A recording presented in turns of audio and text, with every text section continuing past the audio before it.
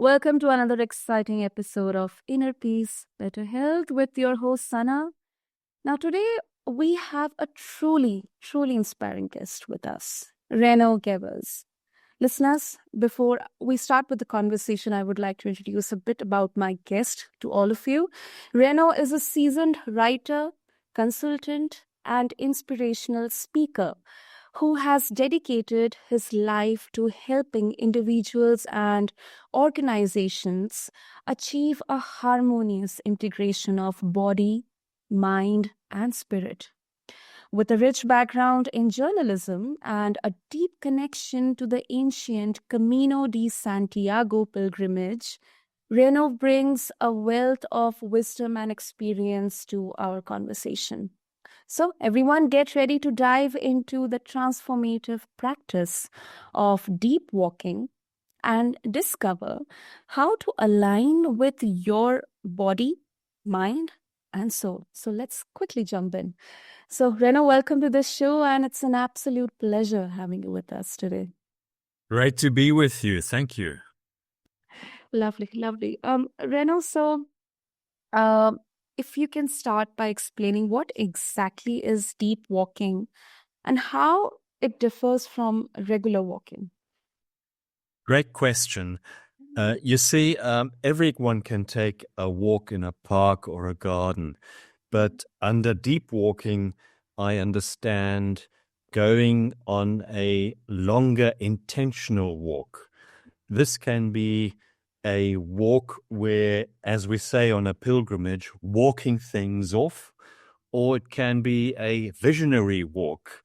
You're mulling about a question, you don't know what decision, an important decision you want to make, so you go out in nature and you go walking, and you ask the universe or God, the higher intelligence, for an answer. And often when we find ourselves in nature, we connect with the bigger universe. We connect with the matrix, the bigger whole. And often the answer would maybe come in an instantaneous answer, or maybe it might come after a few days, or it might come the following night in a dream. The whole question of deep walking is to align yourself with your inner purpose and soul. So is it I mean, it's I what I understand, it's like having awareness along with the physical activity of walking. You could also describe it as a walking meditation. There's different ways of meditating.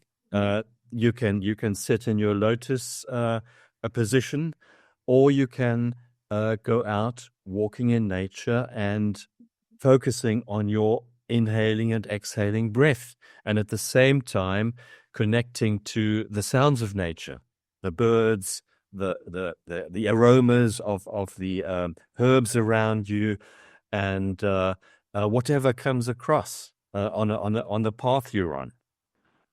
And of course, I highly recommend, if you are in any way in a position to do so, to take a time out, once in a year at least, to reconnect, because we are so bombarded with distractions every minute, every hour, 24/7 per day. All those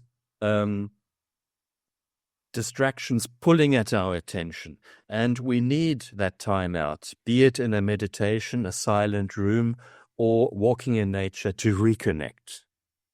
True. I 500% agree with you, because our mind becomes, when we are bombarded by all the surrounding noise, chaos, frustrations, and all the stress and tension. It's like, when you meditate or you do a walking meditation, deep walking, or you take some time out, it's like calming the water. It's still, calm water, so that really helps you cool down, calm down. Uh, and with that, Reno, also on deep walking, I think it's incredible how a simple act of walking can take on such a profound meaning. So I think our listeners are already eager to learn how they can incorporate deep walking into their own lives. So also a bit of a personal question to you, Reno. Uh, how did your personal experiences on the Camino de Santiago influence your understanding of deep walking? Well, I was in a bad state when I did my first pilgrimage walk. That was in 2006. I was in a dysfunctional marriage. I was in the media industry, as you said in the introduction. But journalism was not the journalism I did when I started my career. The whole profession changed with the digitalization and the internet. So I was feeling very unhappy in my job, and I needed to reinvent myself. And a good friend of mine said, well, there's this pilgrimage route in Spain. Some people find an answer walking the Camino. So on my first walk, I just did it for a week. And of course, I was completely unfit and didn't prepare. By the end of that week, I had blisters on my feet. My backpack was broken. My body and mind was hurting, but something happened. So I decided a year later to do it again, and then to do the entire route. This was you need at least 5 to 6 weeks to complete the entire route of 800 kilometers. So I took the time, and that's when things really changed because you go through a process when you go on a deep pilgrimage walk. The first stage is walking off the toxins in your mind. This is when you start a meditation and you have the monkey mind in your head. You're constantly in the past, you're constantly in the future, but you're not in the present. So you go through that phase. Your body might be hurting because you're not used to walking 20, 25, sometimes 30 kilometers a day. So you're exhausted at the end of the day. Your back might be hurting. Your feet might be hurting. And after the second or the third week, you start entering that emotional state where you start asking yourselves these questions: why am I here? What am I doing here? You could be going on a nice holiday instead of torturing your body.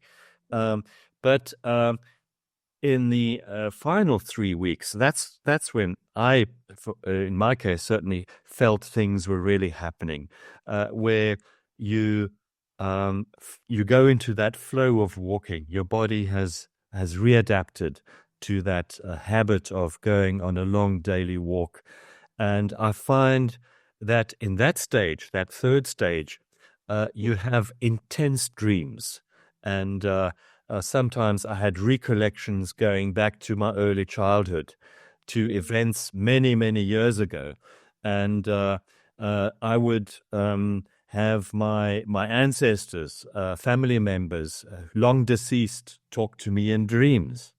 Um, and I, after that second long walk I did on the Camino, of course, I changed everything.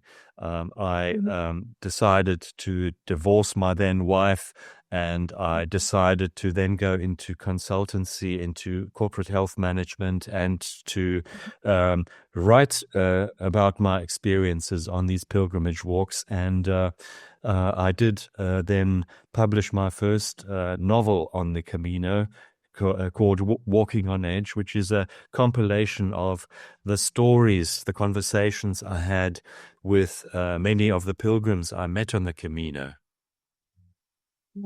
Wow.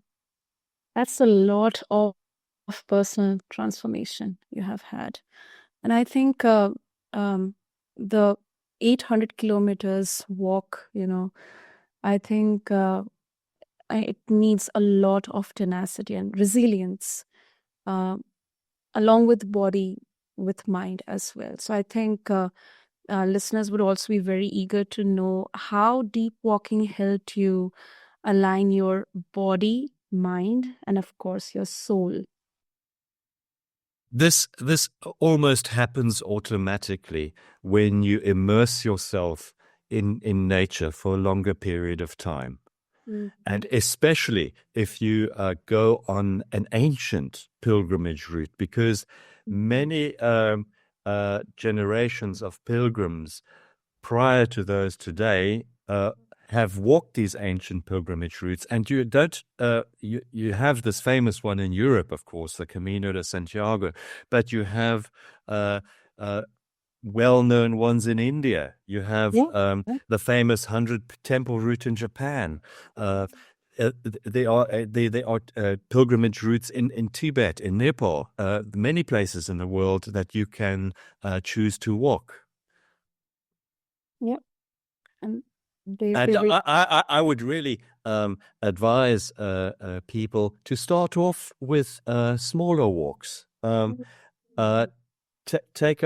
Choose a place in nature where you can spend maybe a few hours, just simply by immersing yourself in nature and attuning your senses to the sounds of nature, because science tells us, and there's lots of research being done on this, that spending time in the green and blue spaces of nature reduce your stress levels immensely. Your stress hormones, cortisol, adrenaline, are reduced significantly the more time you spend in nature.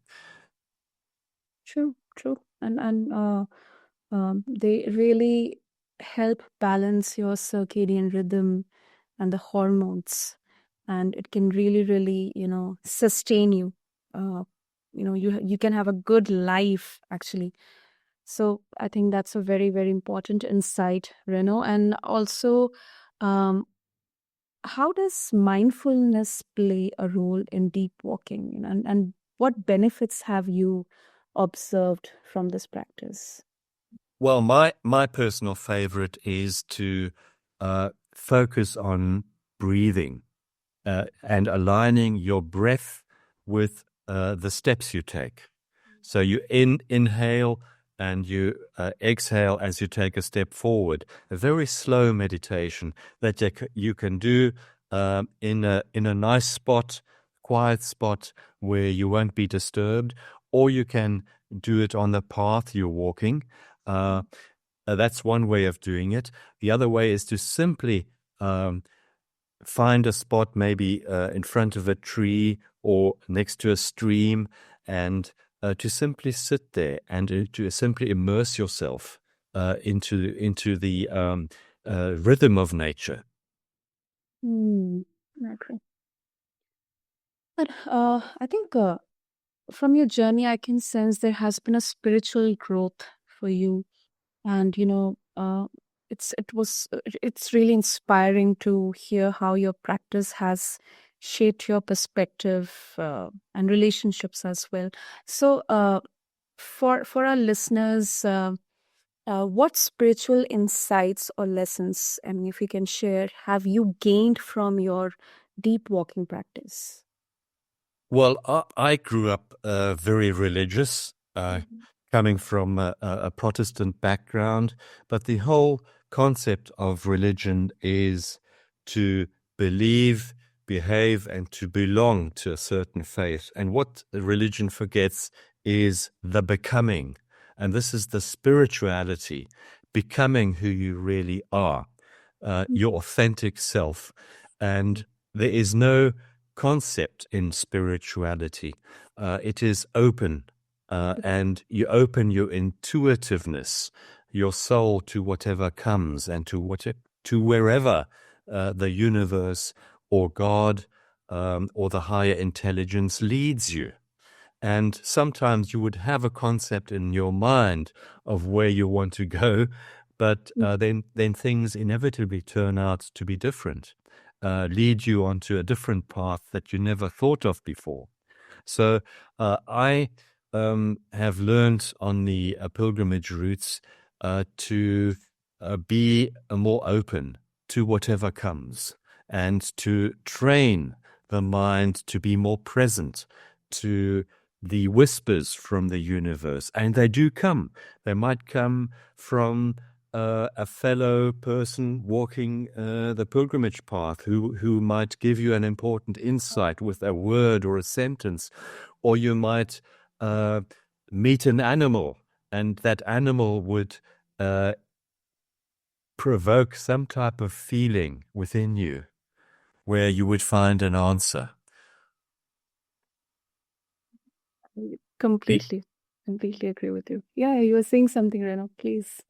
Because the whispers of the universe are very subtle, and you will only perceive these whispers if you quieten your mind, if you find a place of solitude. And my experience is that it's so much easier to find solitude when deep walking in nature. Yeah. Makes sense. I think nature leaves subtle hints for you to understand, and to have that understanding, you really, really need an open mind. And I think with deep walking, we can actually cultivate to have an open mind. And exactly that's why the alignment of body, mind, and soul is, of course, needed. Wow, that's such a beautiful conversation, Reno. And before we uh, wrap up this conversation, uh, if you can share what's the first step our listeners can take to start cultivating the practice of deep walking? I would recommend, Asana, to start with small steps. Start off by going on short walks, maybe 15 minutes, 20 minutes per day, and to gradually increase those walks. We have a lovely hiking group here in Mallorca, where I live, on the Spanish island of Mallorca, and we go on a longer walk every week in nature. And we're fortunate enough that we have lovely places to walk here. But most of the people in the group started off with short, small walks, and gradually you can increase the duration of those walks, because you feel in your body, mind, and spirit how good it is, how easy it is to go for a walk. You don't have to go to a fitness studio or learn a difficult art. Everyone can go for a walk if they don't have a major physical disability. Lovely. And of course, if our listeners would want to connect with you, Reno, how they can do that? Well, they can easily connect with me. I'm on social media, on Facebook, LinkedIn, Instagram, and YouTube. My YouTube channel is called Living to Be, and my podcast, Living to Be, and of course my website, reinogevers.com. You'll find all the information there, and information on my books and my retreats. We'll have all the details mentioned in the show notes for our listeners. And Reno, thank you so much for sharing your experiences, your wisdom, your insights. And I think they're truly, truly enlightening. And thank you so much for sharing this gift with all of us. Thank you, Sana. To all of our listeners, I encourage you to explore Reno's work further. You can refer to the show notes along with this episode, whether it's through his books, workshops, YouTube channel, podcast, or his personal sessions. And remember that each step we take towards aligning our body, mind, and soul brings us closer to inner peace and better health. That's what we talk about in our podcast. So everyone, stay curious, stay inspired, and keep walking your path with intention and mindfulness. Until next time, this is your host Sana on Inner Peace, Better Health. Take care. Thank you.